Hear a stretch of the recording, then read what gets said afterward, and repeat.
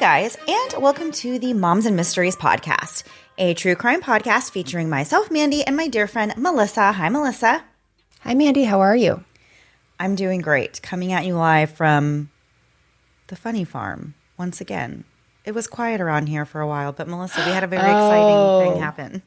What happened exactly? I still didn't quite understand how this could have happened again. Yeah, so I have been outside kind of all day doing chores around, washing out my car and things like that. And my husband was kind of in and out, and he was out there and he heard like a cat, the sound of a cat crying, and he thought it sounded like a baby. I thought it sounded like maybe another animal. It didn't necessarily sound like a cat to me. You know where we live, Melissa. It's kind of like in the woods, and there's other animals that it could just There's be. a lot of guesses you could make before you even got to cat. Mm-hmm. Yeah.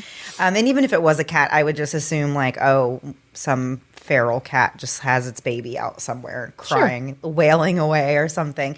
So anyway, I made a joke to my older son who has been asking to have a cat forever, right? And I jokingly said, hey, if you can go find whatever that is that's crying like that, you can keep it.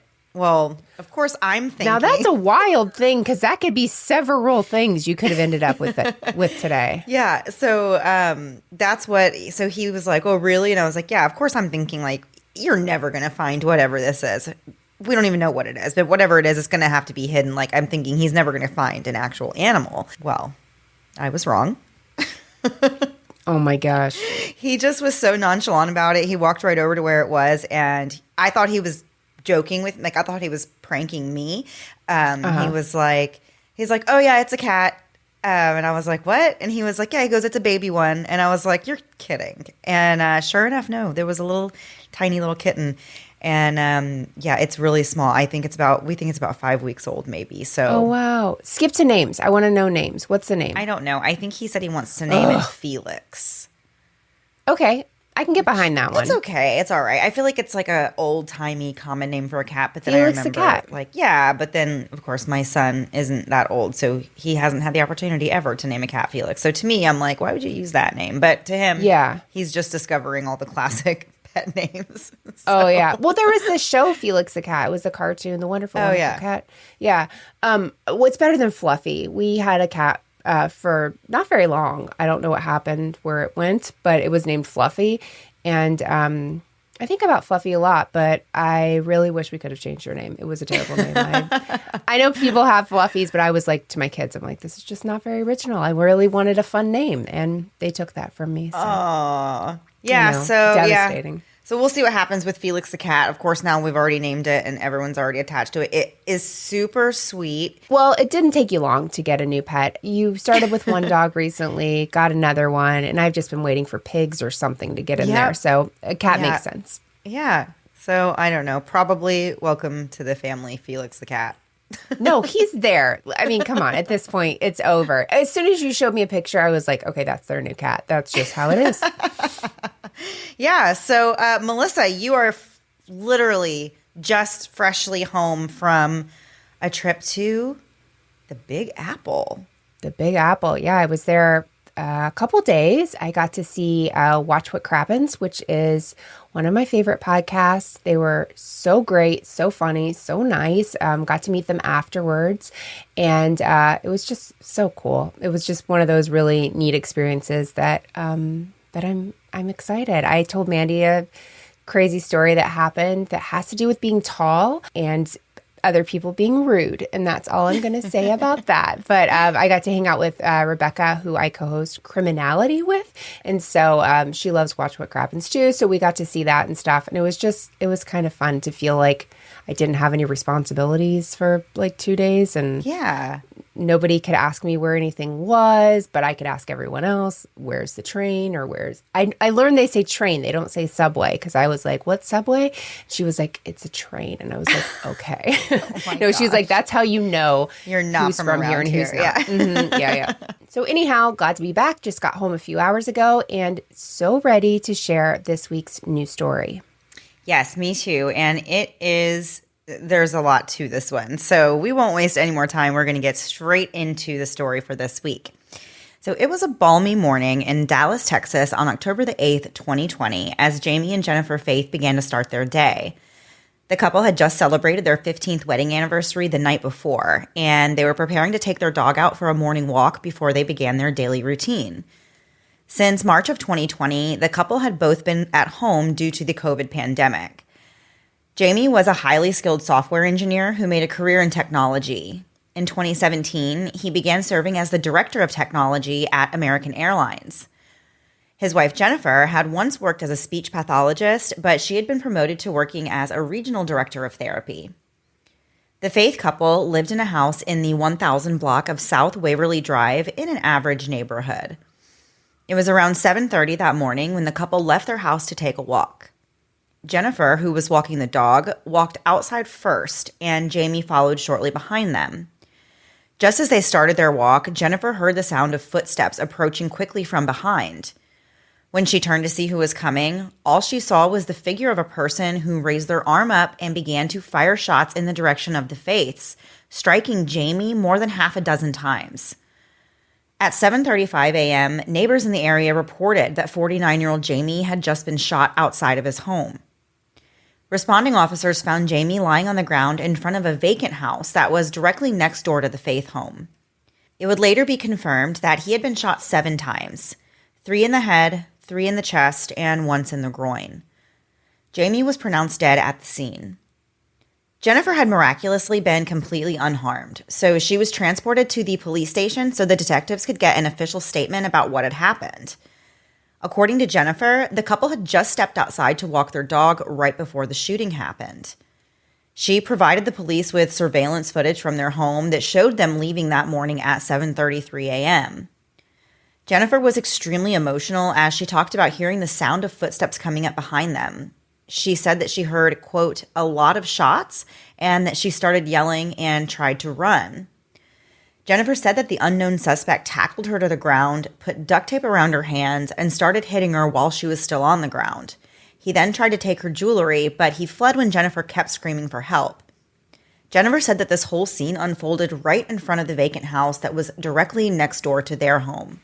According to Jennifer, the gunman was a man with a medium build, wearing a blue neck gaiter over his face and a hooded jacket or sweatshirt. His eyes appeared to be black or very dark. Jennifer said that nothing was taken from the Faiths in this attack. She didn't provide any description for a getaway vehicle the shooter may have been using. Jennifer spoke with the police throughout the morning and agreed to let them look through her phone. Sometime later in the afternoon, Jennifer started having what was called a medical episode, and she ended the interview. Back at the scene, investigators worked to process all the evidence. They found shell casings and reviewed the surveillance footage of the Faiths leaving their home that morning. Jennifer could be heard screaming from off camera moments later and could be heard sobbing hysterically after the shots were fired. Neighbors in the immediate area told officers that they heard the gunshots and looked outside. Some neighbors reported that when they looked outside, they saw the gunman getting into an older model black Nissan truck before fleeing the area. The truck was actually caught on the surveillance cameras of one of their neighbors, and detectives were able to determine that the truck in question looked to have a white T emblem on the lower left side of the back window. The T looked like it was a symbol for the Texas Rangers baseball team. Other surveillance footage from nearby neighbors were able to help investigators document the route the gunman took while leaving the crime scene.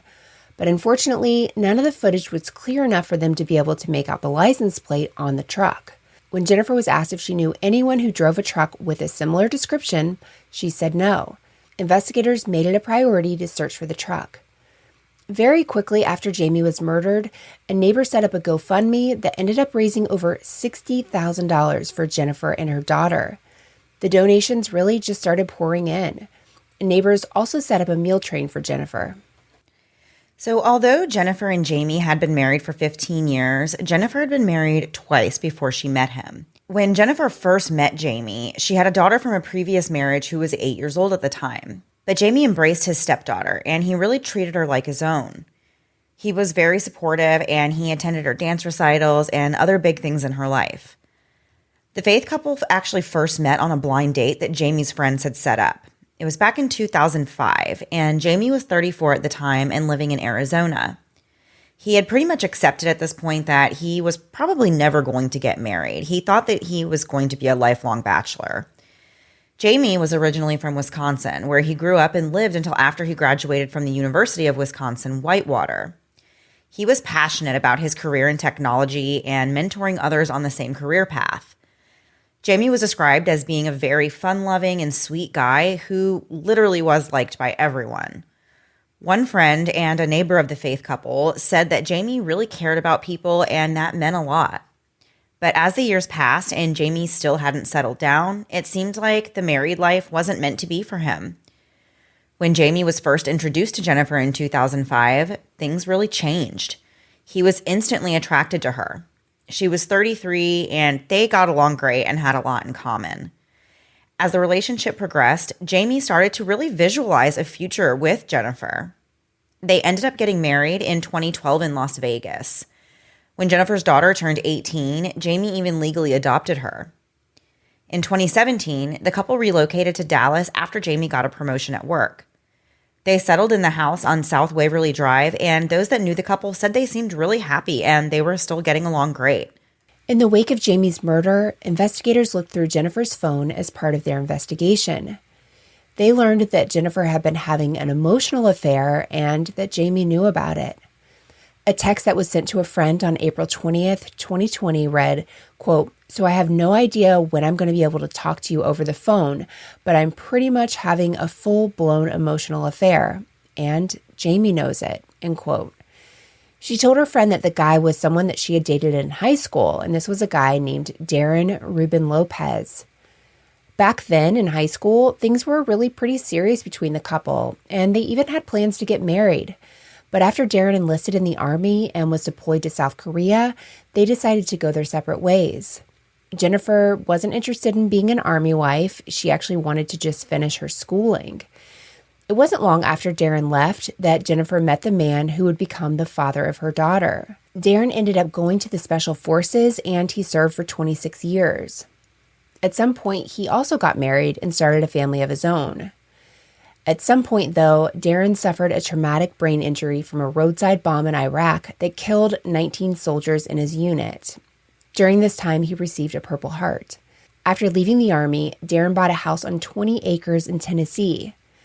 By that time, Darren was going through a divorce and raising his daughters.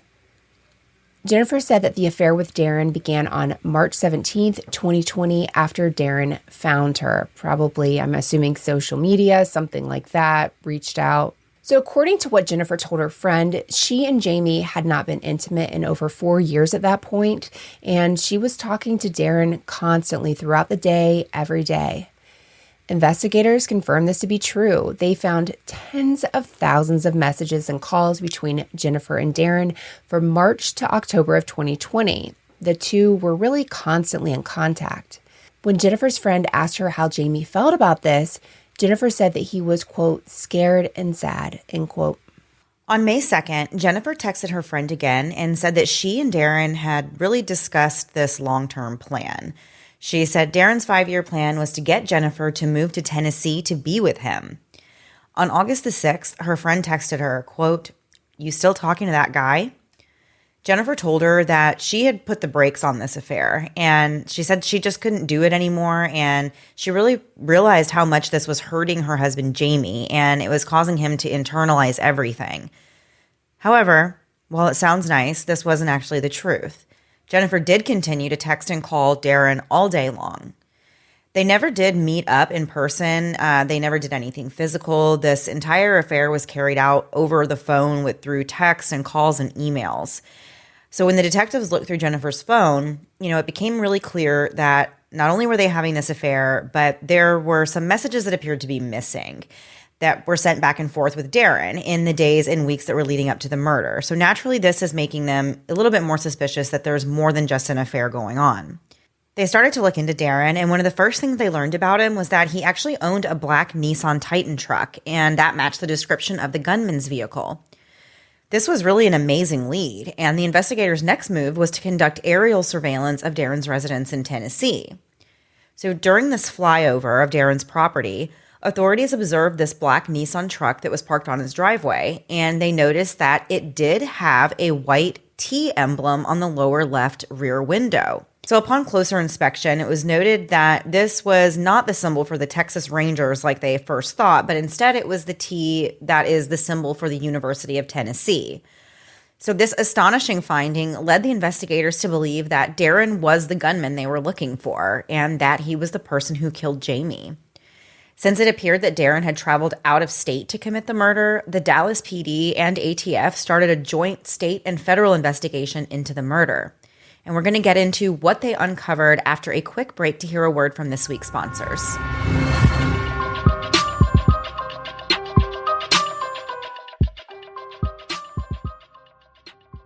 In 2023, we've all had to become savvy shoppers. And if you're looking to take it up another level, check out Rakuten, the smartest way to save money when you shop.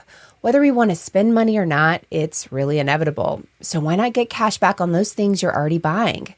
Things like fashion, electronics, even home essentials and travel.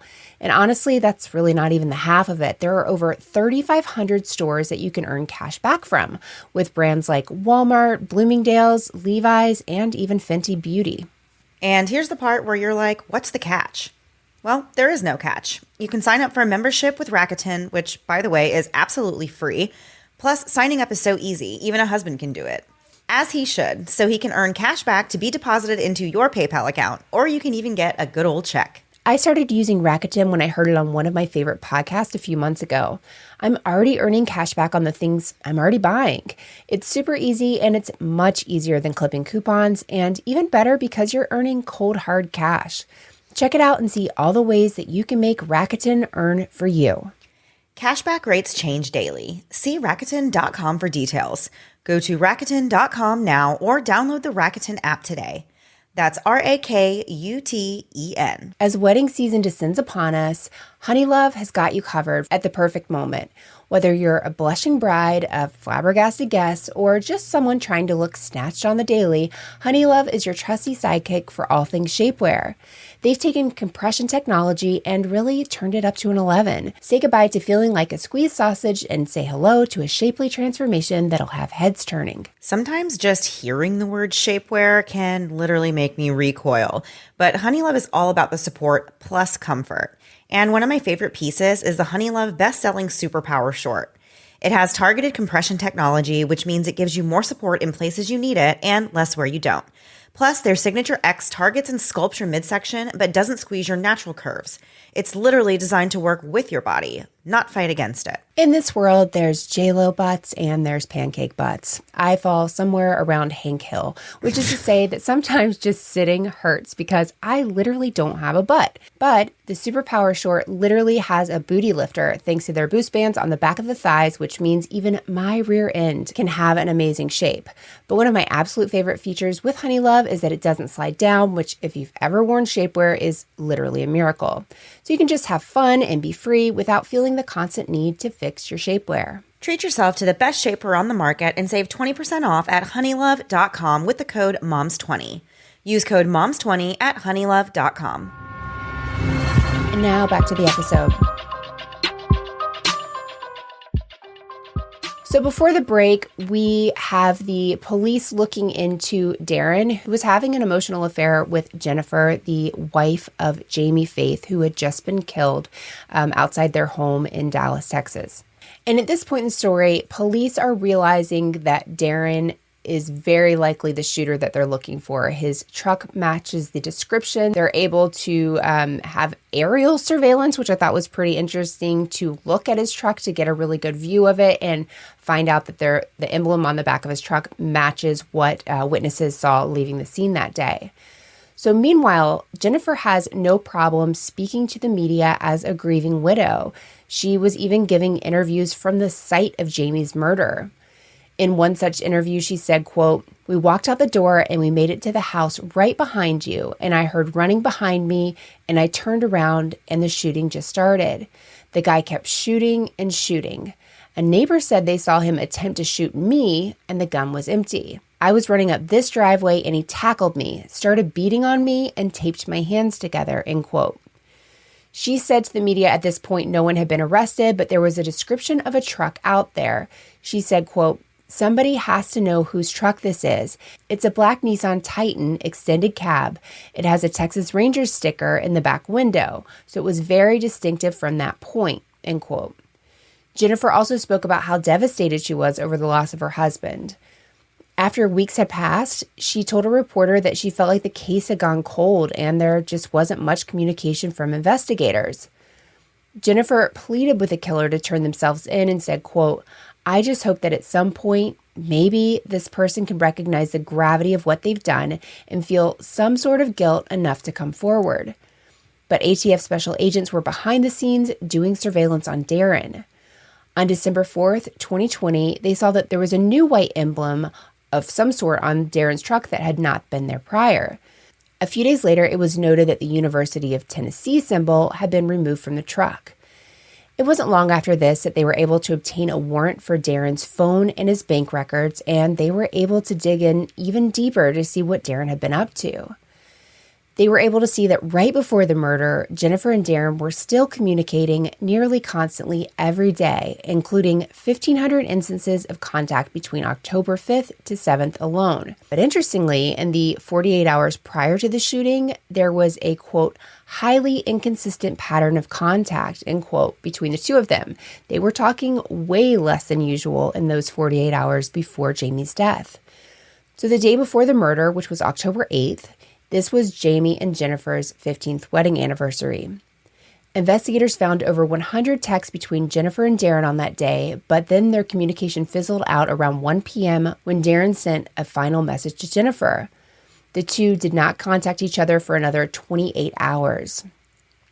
It was discovered that for a big chunk of this 28 hours of silence, Darren's phone was powered off, but detectives were still able to track some of his movements. I'm always interested when people turn their phone off, like to not be tracked, like that's kind of the thing. But like in this day and age, nobody powers their phone off. So it's almost more suspicious when you do power your phone off for sure than had it just been on. Mm-hmm. You would be almost better off just leaving your phone at home and not even bothering taking it with you at all. Like, absolutely, yeah. It was learned that at 2:01 on October 8th, almost 1 hour after Darren sent his final text to Jennifer, he used his Google GPS app to get directions from his home in Tennessee directly to Jamie and Jennifer's house in Dallas. He literally put in their exact home address, which, like you said, this is not like that long ago. This is 2020. This is in 2020. Like, he put in their actual home address into his Google GPS and thought that the police were never going to find that. That's wild to me. So, So they were able to actually track Darren's phone as he was traveling from Tennessee to Texas. And they also were able to use his debit card purchases to confirm this trip as well. They saw that at about 5 o'clock that evening, Darren actually made several purchases in Arkansas that included snacks and Red Bulls. And while he was in Arkansas, he also stopped at an ATM to pull out cash. He was seen on the surveillance footage wearing a blue face gaiter that matched the description of the one Jennifer said the gunman who shot her husband was wearing. Darren was also captured on video standing next to his black Nissan truck. He made one last purchase for gas at 5:09 p.m., and his card wasn't used again until 10:27 on October 9th, which was over 30 hours later, at which point he was back in Tennessee.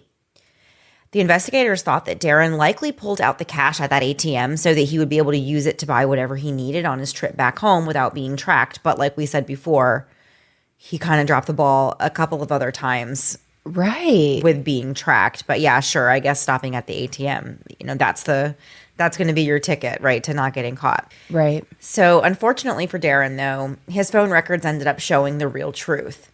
In the early morning hours of October 9th, Darren's phone was tracked a block away from Jamie Faith's house. At about 2:30 a.m., their Ring security camera that was facing Jamie and Jennifer's backyard was activated, and the image of a man matching Darren's description was recorded. Darren could be seen in this footage in the backyard of the vacant home next door, wearing the same clothes and the same blue mask that he had on at the gas station in Arkansas hours earlier. They concluded that Darren must have stayed in the vacant house's yard and just waited until he had the opportunity to ambush Jamie. At about 7:35 a.m., when Jamie and Jennifer stepped out to walk their dog, Darren sprung into action, shooting Jamie several times before fleeing. He headed straight back to Tennessee right after the shooting. At 5:18 that evening, Darren turned his phone back on and sent a text to Jennifer. It was the first text he'd sent her since 1:07 the day before. Investigators don't know what the contents of the message were, but they believe he was letting Jennifer know that he made it back home. Jennifer responded to this message at 5:41, and they continued to text back and forth for the next several hours, about 50 messages in total.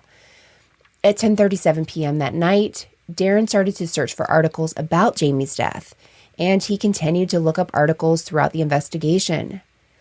As the days passed after the murder, Jennifer and Darren continued talking more and more every day.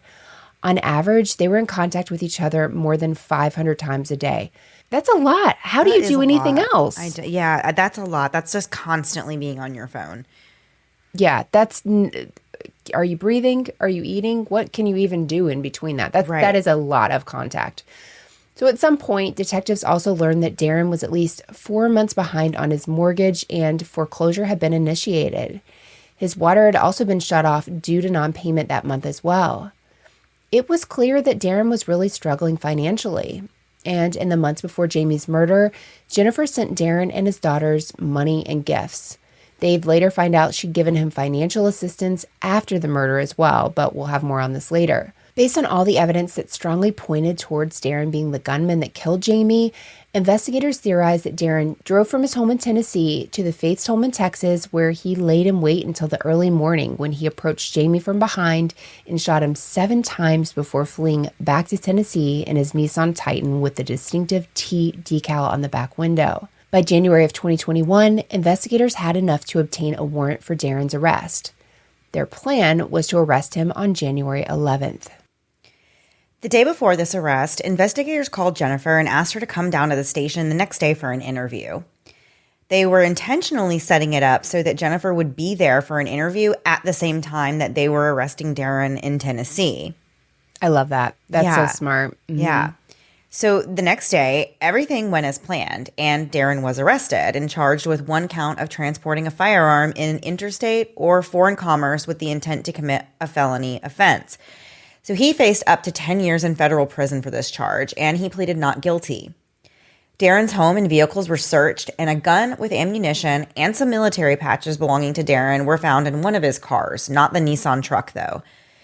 They also found a face mask that matched the one the shooter was wearing, as reported by Jennifer. So what I find so wild about this story is that Jennifer gave the police a real description of Darren. Like, she literally said he was wearing a blue face gator and he drives a black truck with a T in the back window. She didn't have to give all that information, and she could have given fake information. Like, it's wild to me to think that their plan was to get away with this, to be together, but then she literally went and drew the police a map to how to find Darren. Like, I don't understand. I just don't understand it. Officers found a large box on Darren's front porch that had been delivered by FedEx. It was addressed to Darren from Jennifer. They figured out that at one point, the box actually had a large flat screen TV in it, and they found the TV box inside of Darren's home. The TV was unopened at the time. She had just recently shipped him this new TV, and he hadn't even had a chance to really take it out of the box yet. So inside the house, detectives also found a tan satchel containing another gun, an unopened can of Red Bull, and 2 DVDs, which the officers believed were purchased at that gas station he stopped at in Arkansas. The gun found inside the satchel was a .45 caliber Smith & Wesson that was taken for ballistics testing and soon determined to be the murder weapon. Not only did the gun match the shell casings at the scene, but DNA confirmed that there was blood belonging to Jamie on the gun as well. The gun ended up being traced back to a foreign arms dealer from Belgium. At 2:44 p.m. that day, while the officers were carrying out warrants at Darren's place, Jennifer sent him a text that said, "Everything okay?" She had no idea that he had actually already been arrested. Jennifer did end up going to her scheduled interview with the police that day. She told him that she and Darren were just old friends, and he had been going through a really difficult divorce. Also in this interview, Jennifer told the police that she and Jamie were very happy prior to his murder. She did admit that she had provided money or some other financial benefit to her new friend Darren, but she said it was only because of the financial hardship that he was facing due to his pending divorce. Following this interview, investigators downloaded the contents on Jennifer's phone and they learned that she had recently done a factory reset pretty much right before their meeting. Obviously, suspicious. Yeah. However, deleting your phone's content is, I guess, not something they can arrest you for, so Jennifer was not arrested that day. Darren was officially charged at the state level with 1 count of murder on January 22nd. He would be facing the death penalty for this charge, and he pleaded not guilty and refused to speak with investigators further. They still believe that Jennifer was also involved in the murder in some way, so they would have to continue building their case against her without Darren's cooperation. Jennifer, though, continued to try to get in touch with Darren after his arrest. At one point, she even texted a third party to pass along a message to Darren. She texted, quote, "I hate to ask this, but I don't know what else to do. I need to let Darren know that I am with him, will always be with him, regardless of whatever has happened. I've just needed to be cautious because every communication is being monitored. Can you please pass along that message? Please tell him ASAP, I will always be his," end quote. And then Darren replied through the third party and said, quote, "Thank you for sending me messages. Hearing from you gives me strength. You will always be cherished. I do know how you feel. Together we can get through this. I believe in my heart. Please stay strong for us," in all caps. "Your knight always, as you wish," end quote. And obviously, As You Wish is Princess Bride, and that's another reason for me not to like that movie. Once Darren was arrested, investigators were able to go through his cell phone, and thankfully they were able to extract text exchanged with Jennifer that had previously been deleted and inaccessible. Many of these recovered texts incriminated both Darren and Jennifer.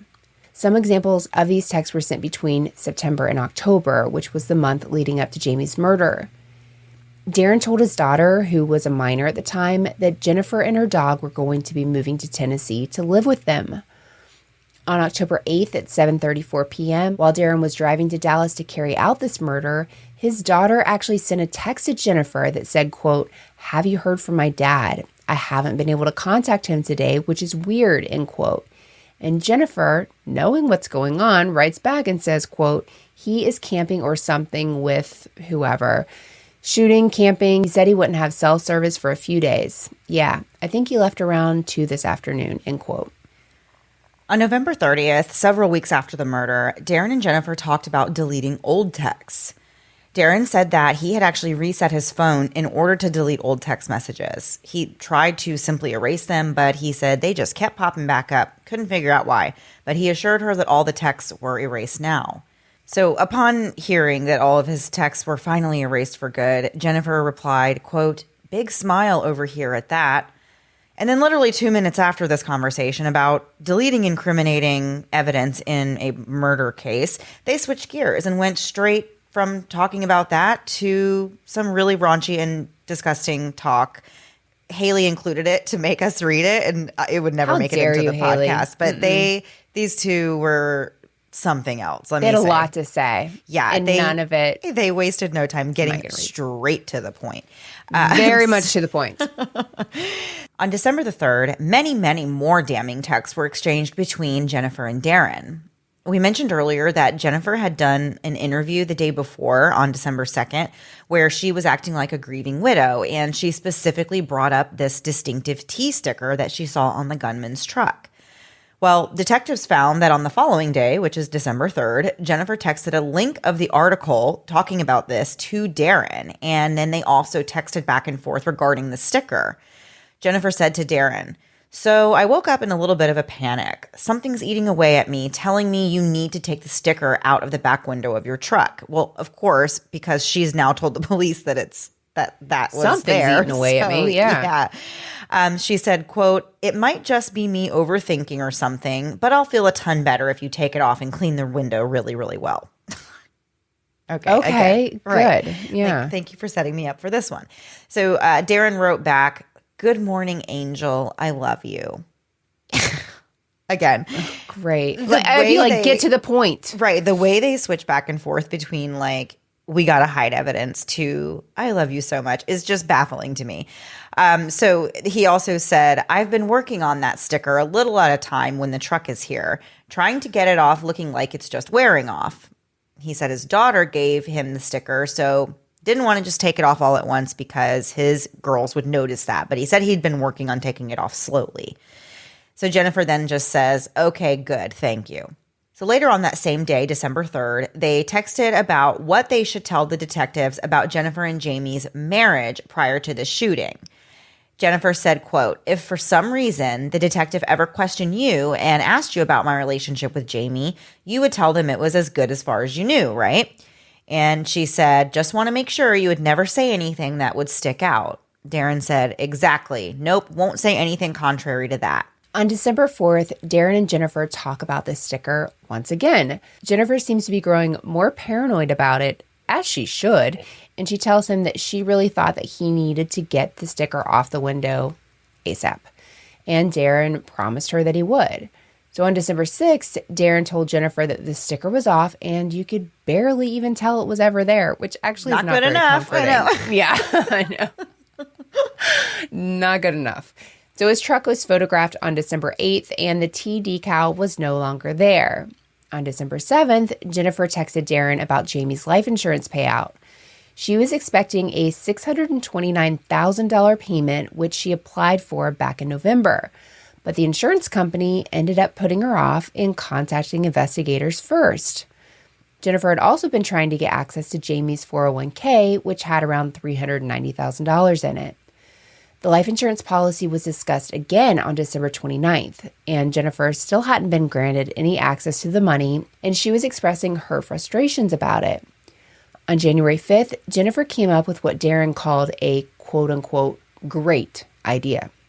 She said that if she ran out of money before the insurance paid out, she could just tell people she was going to live with Darren to help him out with the girls, which were Darren's daughters, in exchange for room and board. So we're going to go states away to live with somebody. To be a live-in nanny. So over the next few days, this charming couple sent each other many sappy love texts, and they continued to pat themselves on the back for being so amazing together. On January 10th, detectives asked Jennifer to come in for that interview the following day, the same day they were going to arrest Darren.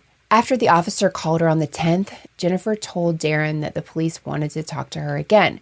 He asked her if she knew what time the interview was, and she said she didn't know. Jennifer told Darren not to text her the next day because she was going to reset her phone to delete the messages. They also discussed what Jennifer was going to say during the interview. Jennifer was extremely nervous, but Darren told her it would all be fine. She said that she would tell the police that Darren was just an old friend going through a tough time and that they talked every night because Jennifer was just giving him support with his kids because he was a single dad. After your husband died, this is going to be the deal? Like, you're giving this man support? Obviously, it just doesn't make sense. It really makes no at sense. all. No, yeah. However, thanks to the evidence from these text messages, investigators confirmed that Jennifer was an active participant in at least the cover-up of Jamie's murder, but they still wanted to gather evidence that she actually helped to plan it. Since they knew that Jennifer was busy trying to destroy evidence faster than they were finding it, they filed for a federal warrant to charge Jennifer with obstructing justice by destructing or concealing a tangible object with the intent to obstruct an investigation. Doing it this way was a way to get Jennifer behind bars so that they could continue their investigation without her being able to interfere. Jennifer was arrested on February 24th for this charge. She faced up to 20 years in federal prison, and of course she pleaded not guilty. Prosecutors said that Jennifer had been in communication with the alleged killer, urging him to destroy evidence and to delete incriminating messages, all while posing as a grieving widow who was desperate for answers. The ATF said, quote, sometimes things just aren't what they seem. Special agents and detectives knew Mrs. Faith was hiding something and were able to expose her darkest secrets. She was indeed entangled with the man we believe to have murdered her husband. Her cowardly attempts to utilize the media to conceal her involvement did not hamper relentless investigators. She will now face the consequences for her misdeeds. At some point after Jennifer was arrested, she actually had the audacity to request $200,000 from Jamie's estate to be transferred into her commissary account, which, Melissa, What would someone do with $200,000 in commissary money? What would you think would be like if you were in prison? Honestly, yeah. I mean, like you can buy honey buns, which you can exchange for other things. I mean, I guess you could just, I don't even know. I feel like it could get you pretty far, but Well, yeah, you'd be like the most popular person in there, right? but well, then you get it robbed from you, so you can't do that. I That's mean, this true. is just prison 101. But also, like, why wouldn't you want that for like your attorney or something? Like, Right. to try and get you out. Why on She earth would does you not be care. like She just wants honey snacks. buns for Yeah. days? Which I can get. Right. I can understand. We're going to get into the rest of the story after one last break to hear a word from this week's sponsors.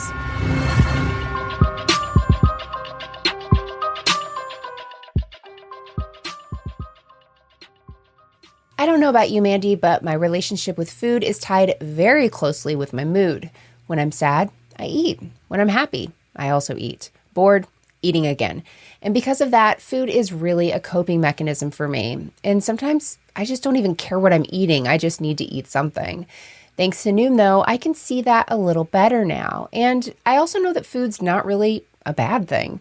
Most holidays and events are really centered around food. Food is awesome. And with Noom, I can also see that food is simply food, devoid of the need for labels or judgment. Noom just empowers individuals by equipping them with tools and knowledge to make informed choices that align with their goals without unnecessary limitations. With Noom, you're in control. You determine how it fits into your life, even if it's just a couple of minutes every day. But the biggest perk for me is that Noom focuses on progress, not perfection, which eliminates the feeling of failure when veering off track. Thanks to Noom, my relationship with food has become really more effortless, and it's positively impacting my mood and my stress levels. I also really love the app's flexibility because I can really dive deep one day and maybe just read a little snippet the next. I can give as much or as little as I want without self-disappointment. So if you're like me and you're tired of feeling tired and ready to embrace progress, give Noom a try. I know when I feel better, I'm more capable as a mother, wife, friend, and honestly just a human on this earth. I love that I'm not constrained by a rigid eating plan, but rather enjoy the flexibility offered by the app. Stop chasing health trends and build sustainable, healthy habits with Noom's psychology-based approach. Sign up for your trial today at Noom.com/moms. That's NOOM.com/moms to sign up for your trial today. Check out Noom's first ever book, The Noom Mindset, a deep dive into the psychology of behavior change. Available to buy now wherever books are sold. This episode is sponsored by BetterHelp. When I'm at my best, I really feel like there's nothing I can't take on. But let's be real, life always doesn't go that way, and sometimes I feel like I'm stuck in a rut or even like a penguin learning to fly. That's why I really enjoy working with a therapist to help me be the best me. When my mental game is strong, I'm ready to tackle any wild curveballs life throws at me, whether it's something big and life-changing or just trying desperately to keep up with my kids' schedules. If you're itching to dip your toes into the therapy pool, BetterHelp is like a magic wand for your mental well-being. It's got all the bells and whistles you could ask for, like convenience, flexibility, affordability, and it's all online. With just a few clicks and a quick questionnaire later, you'll be matched with a therapist who's tailor-made for you. And if you feel like it's not a perfect match with your therapist, that's okay. You can switch to a new one without spending an extra penny. So say goodbye to the headaches of traditional therapy and say a big hello to BetterHelp. Therapy has been my secret weapon to keeping my brain from going totally rogue. When I'm left alone with my thoughts for too long, I really become my own arch nemesis. But therapy really helps me refocus on what truly matters and to get my priorities straight. Find more balance with BetterHelp. Visit betterhelp.com/moms today to get 10% off your first month. That's BetterHelp, HELP.com/moms. Hey guys, as you know, I'm someone who loves knowing a little about everything. I love the news, I love entertainment, I love it all. But sometimes I don't have enough time to get all the information, all the little details and the minutia of everyday news because my goodness, it's constantly going. But thanks to the Newsworthy podcast, I can get all I need in little bite-sized pieces. So if the stress of the news is getting you down, but you still want to know what's going on in things like the election, check out the Newsworthy. And in these 10-minute episodes, they're just on the go listening. I can listen to it quickly on a walk, on my way bringing my kids to or from school or one of their activities, when I'm in in line at the grocery store, there's never a wrong time to listen to The Newsworthy. But if you feel bogged down by the news and kind of the negativity of it, but you still want to be informed on what's going on, The Newsworthy is the place to do it. Erica at The Newsworthy is an independent journalist, and her team does really all the hard work and research for you. I love that the episodes are so well-rounded, and there will be fun stuff like tech or big stories, but the way Erica gives this, efficient and neutral overview of the news, and in just 10 minutes each weekday, it's perfect. Just search The Newsworthy in your podcast app or go to thenewsworthy.com to start listening. Again, search for the podcast The Newsworthy, 2 words, The Newsworthy, to make staying informed easier and more enjoyable every weekday. It's been a while since I've had a baby of my own, and some days I miss it so much. The baby cuddles and baby smiles, but when it comes to diaper rashes, not so much. I remember the first time my oldest had a diaper rash, I was really devastated. Here's this tiny thing totally dependent on me, and now she's fussy and obviously uncomfortable, and I'm supposed to have the answers. Well, with time and treatment, it went away, but what I really wanted was to avoid it altogether. And now, baby butts rejoice. New Huggies Skin Essentials are here, a brand new dermatologist-approved line of diapers, wipes, and pull-ups training pants, all designed with baby's sensitive skin in mind. The wipes are thick and have 0 harsh ingredients for a great, gentle clean. Pull-Up Skin Essentials has got your big kid covered too, with a training pant that's ultra soft and breathable to help protect sensitive skin throughout potty training. Whether you're a first-time parent or a seasoned pro, make it easy on yourself and your baby with Huggies. Learn more at Huggies.com. Once again, head to Huggies.com to learn more. And now back to the episode. So before the break, we were discussing Jennifer's outrageous request for $200,000 of Jamie's estate to be put into her commissary fund. And I'm glad to say that had been denied. So investigators, though, continue to look into Jennifer's role in her husband's murder. They combed through her entire Google account, like the search histories, emails, everything. And they find out that Jennifer and Darren had first reconnected in March of 2020. So in these messages, it shows that Darren tells Jennifer about his TBI that he had suffered while he was in the military and that he was now on disability. Jennifer asked him for details about his TBI and said that she had treated many patients with TBI over the years. In April of 2020, Jennifer started concocting these elaborate stories about how Jamie, her husband, was physically and sexually abusive towards her. None of this is true, though. Jamie never harmed Jennifer in any way, but Darren really has no reason not to believe Jennifer. Despite having just been in contact with Darren for a couple of weeks, this affair was already full speed ahead. An April 6th email from Darren to Jennifer reads, quote, "Hello, Angel. I love and miss you so much. I know today has been horrible again. I am proud of you. You are so beautiful and lovely. I take you in my arms and hold you tight. Feel my love all around you. I am here still with you. Nothing he can do to stop my love for you. You are amazing. You are being so strong for us. You have my love always. Nothing can stop that. He cannot destroy us no matter how hard he tries. I am with you. I am sending you my love and energy. I am here, not going anywhere. Keep dreaming of our life together.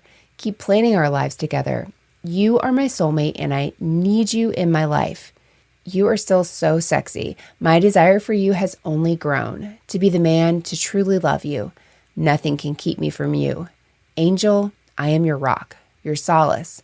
I am here always. As you wish. Again with that. D. Also in April, Jennifer created 2 fake email accounts and used them to send fake emails to Darren, pretending to actually be Jamie. On April 9th, an email read, quote, "I got your email from Jen's phone. I would normally call you to discuss this, but I don't want this to be an angry conversation, so it's easier for me to send you an email and hope we can settle this in a civil manner. So, man to man, I'm telling you to stay away from my family. It's obvious that you and Jen can't keep your communications to a friendship, so I'm asking that you stop communicating with Jen," end quote. So this is Jennifer writing to her secret lover, posing as her husband, but also trying to seems like trying to end the relationship or trying to get. Yeah. Or is she just trying to provoke him to get upset and feel threatened or feel like he's being Like, infringed upon in some way. yeah, that's kind of how I took it. More like, are you going to fight for me?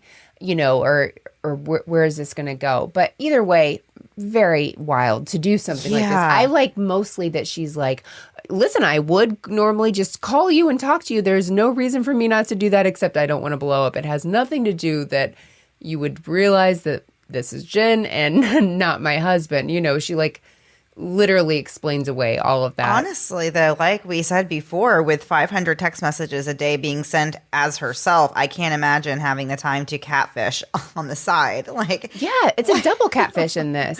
That's a Yeah. lot of work to do for Yes. this. On May 8th, Jennifer, who is posing as her husband Jamie in this email, sends Darren another email. In this one, she wrote, quote, "Has she been telling you everything like she's supposed to?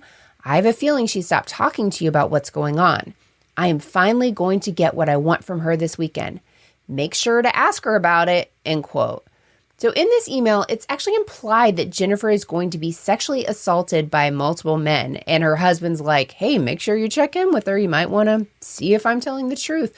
What in the world? yeah. So the next day, Jennifer, who is still posing as her husband Jamie, sends photos of old injuries that she had actually sustained in a car accident back in 2012. And the photos are 8 years old, but she sends them to Darren, and she alleges that these injuries are from her husband Jamie beating her. That these are current photos and that she's been beaten. Gosh.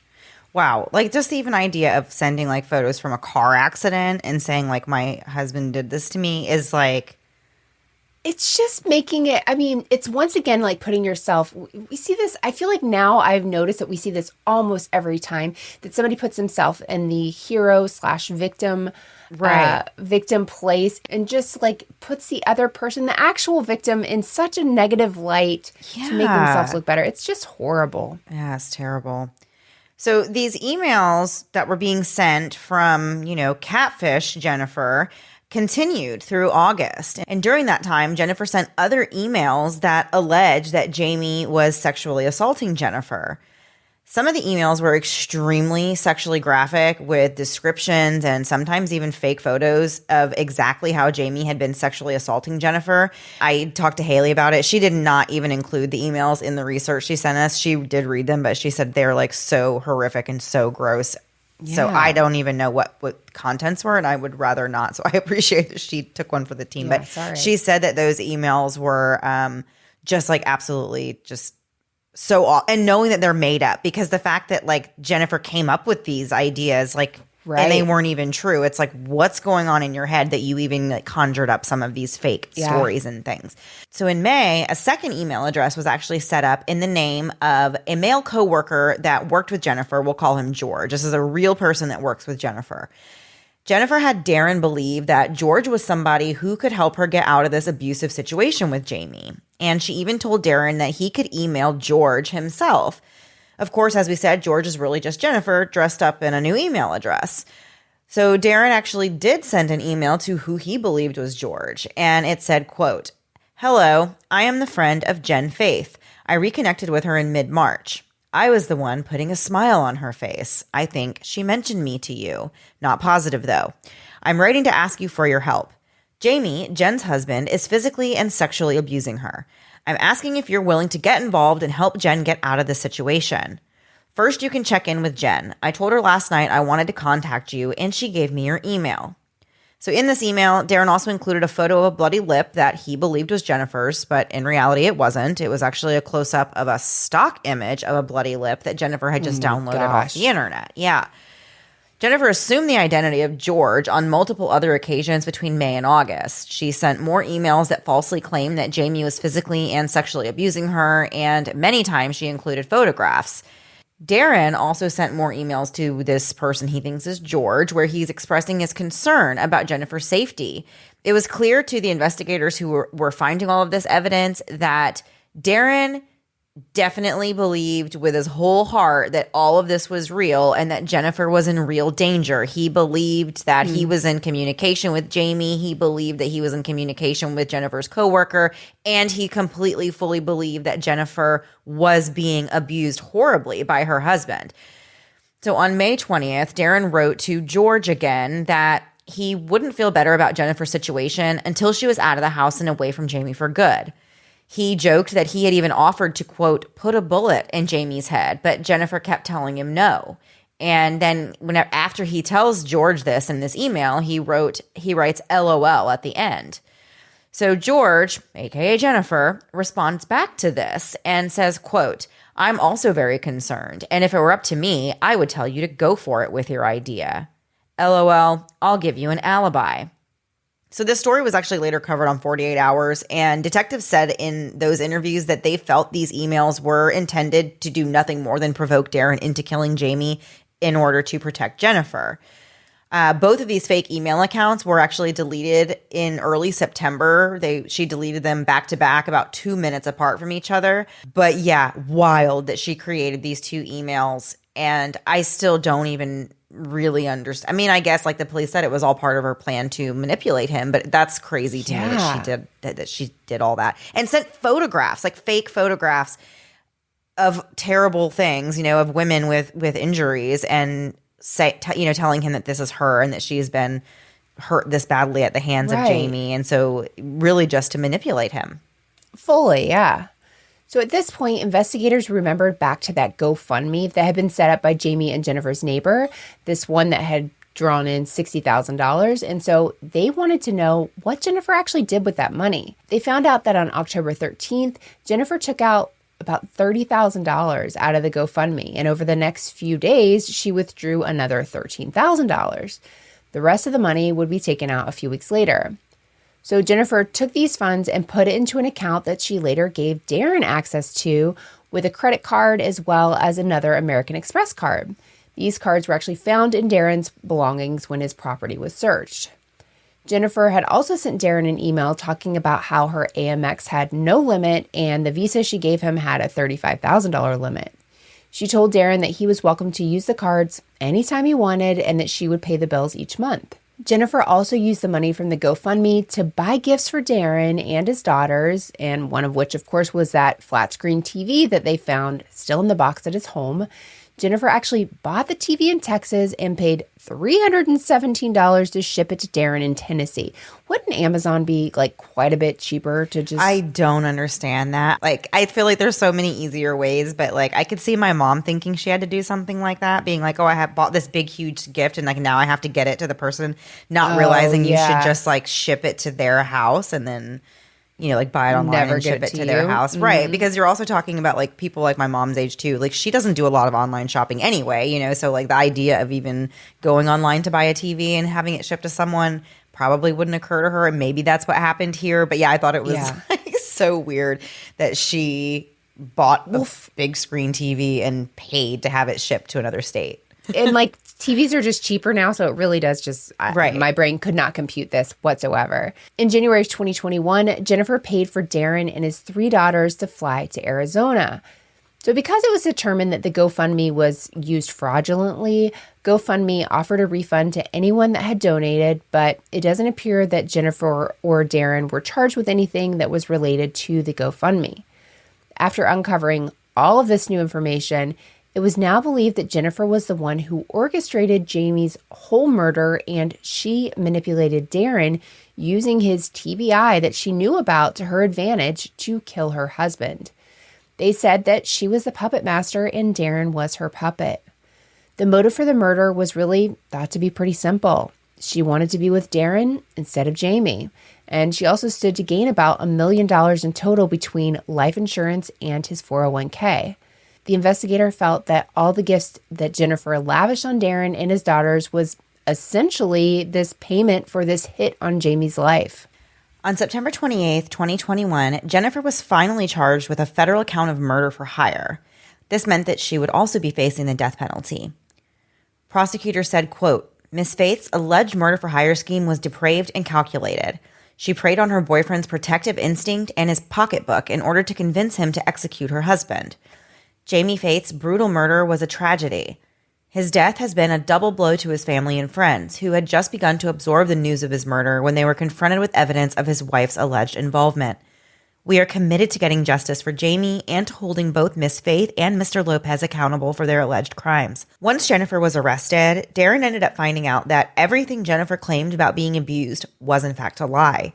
He found out that she created those fake email accounts and everything that she sent him as far as photographs was all fake. Jennifer tried to play it off like the police were the ones that were just making all this up. She sent Darren a letter that said, quote, "Just a quick note to say I never lied to you and I never sent you emails from any account but mine as me. There's a ton more I wish I could say, but I can't right now," end quote. The beginning of that, just a quick note, is such a like, I hope this email finds you well thing to write somebody who's literally in prison waiting to go to trial for your husband's murder. Yeah. So Darren still declined to speak with the investigators, but in the end, it didn't matter because it ended up being Jennifer who eventually sat down with officers and confessing to everything. Finally, for the first time, she admitted that she was having an affair with Darren and that she had lied about being abused, and she created fake email accounts to back up those fake claims.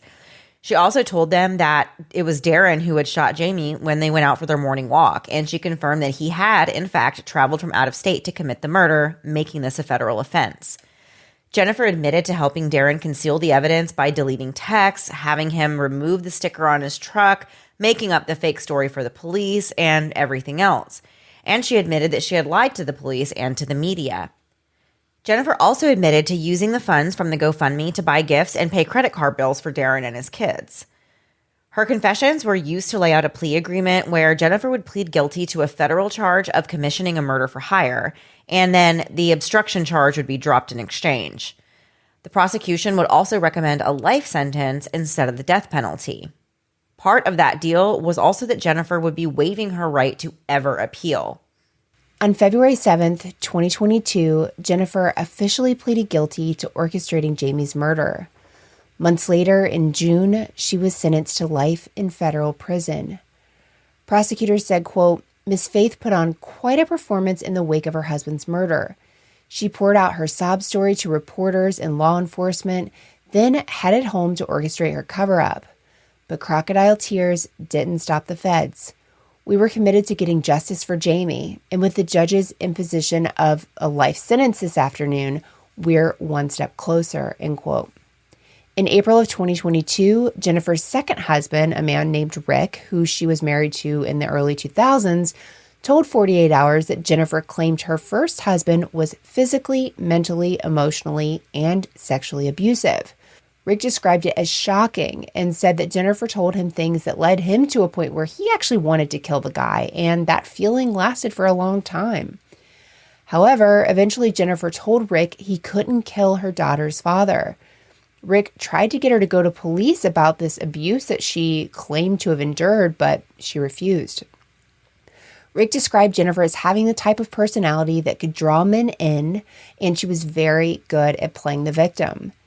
He actually said she was the most evil person he'd ever come into contact with. Despite agreeing to waive her right to appeal, Jennifer, of course, filed one anyway in January of 2023, and of course, it was denied. So she's currently serving her time at FCI Aliceville in Alabama, which is where she should spend the rest of her life as long as she doesn't somehow have a successful appeal later. As for Darren, he has still yet to be convicted of anything.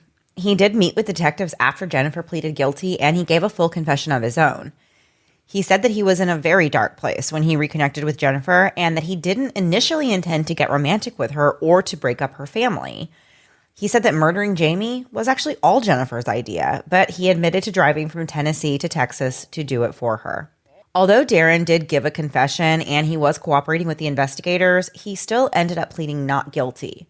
Darren's attorney has publicly stated that Jennifer took advantage of Darren, who suffered a traumatic brain injury in the Army.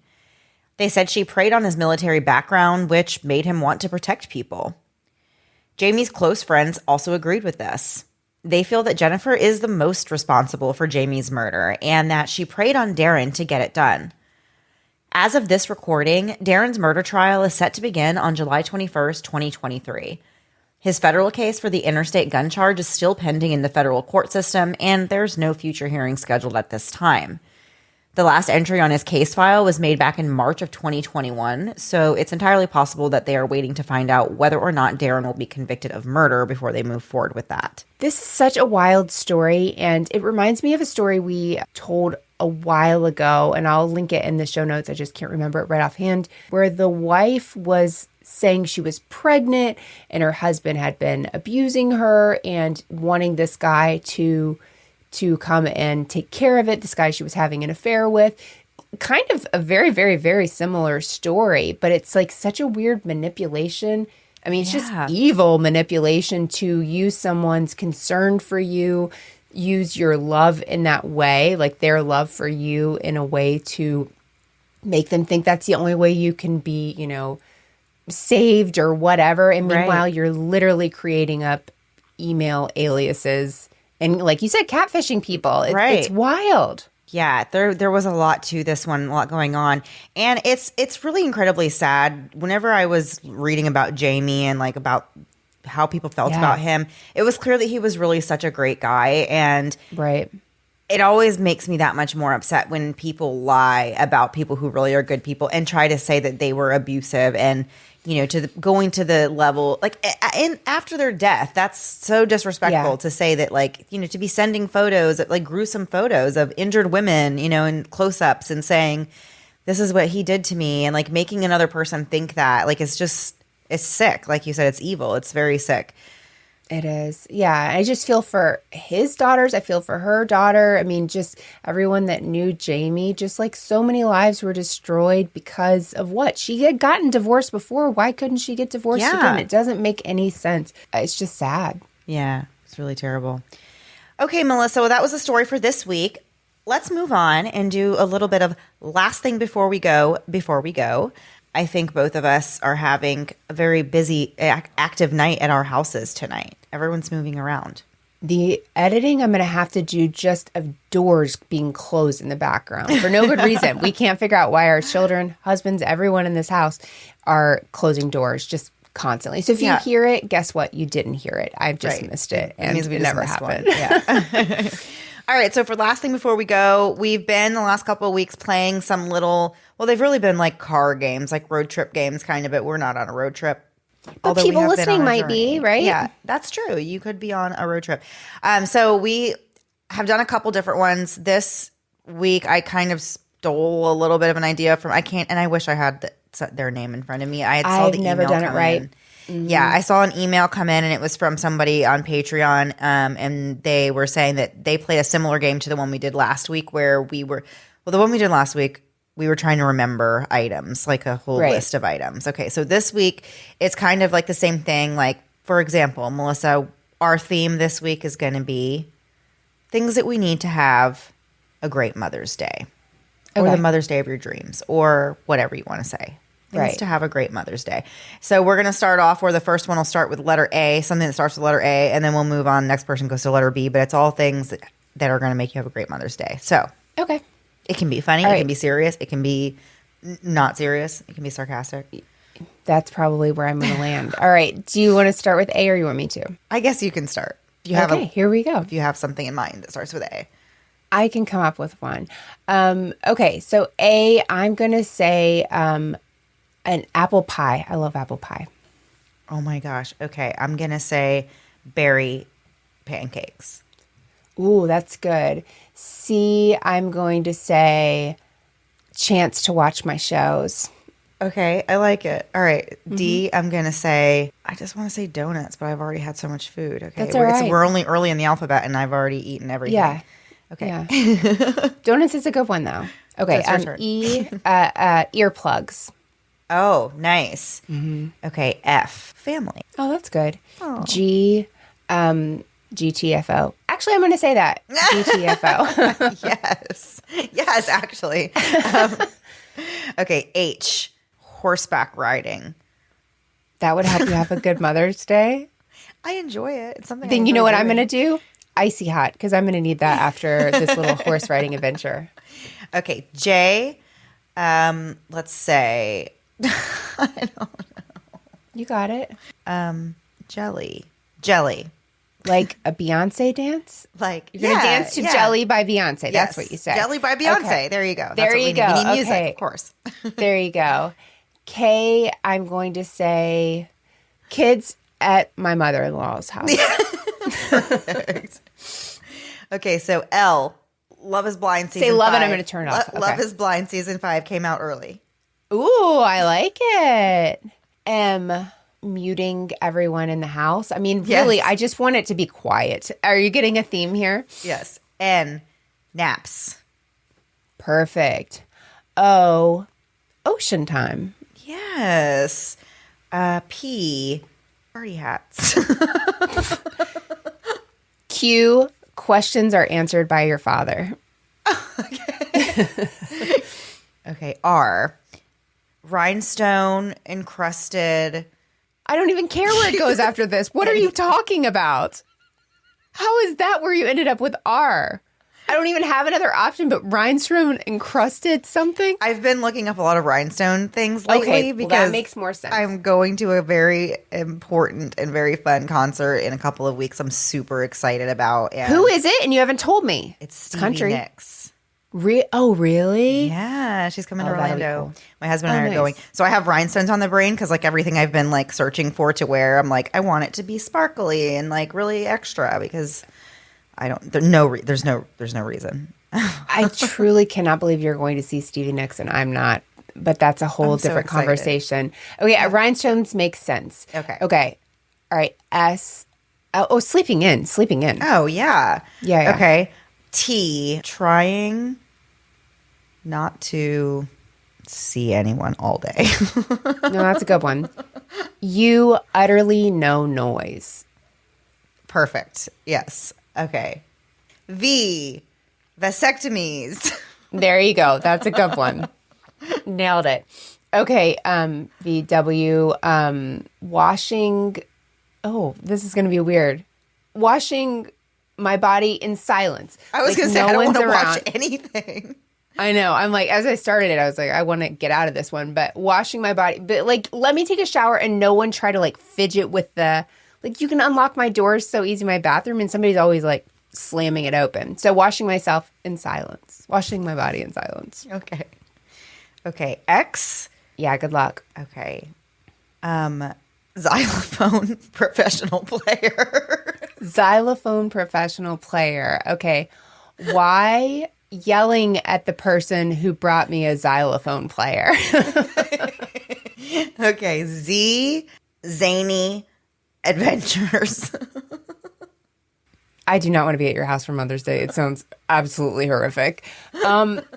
But for anyone that is a mom or has a mom or loves a mom or knows a mom, hope you had a wonderful Mother's Day. And it's not always an easy holiday for everyone. We know that. So we're thinking of you if it's not an ideal Mother's Day. All right, guys. That is the episode for this week. I think that's it. Right, Melissa? Do we It have has anything? to be it. We've I gotta been get this talking thing for edited. so long. Let's be done here. We've done enough damage. All right, guys. We will see you back next week. Same time, same place, new story.